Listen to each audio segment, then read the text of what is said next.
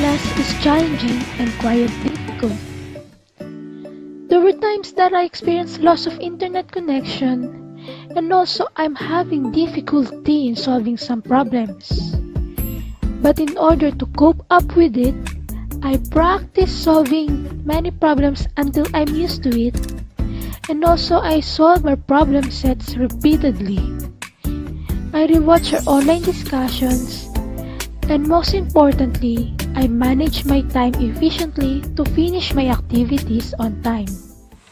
I find the subject fun because I was able to apply what I've learned in real-life situations.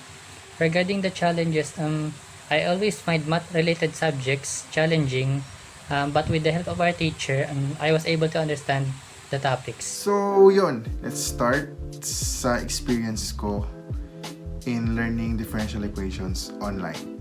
Number one is I am happy, I am satisfied, and it's okay for me to learn math online.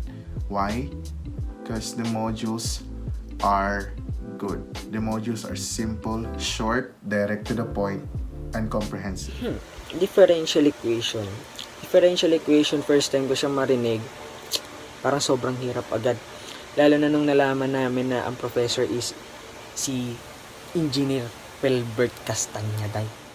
Ang hardest part lang siguro ng studying DE while online class, yung discipline. Although, sa tingin ko sa lahat ng mga subject yun. Sa part discipline kasi,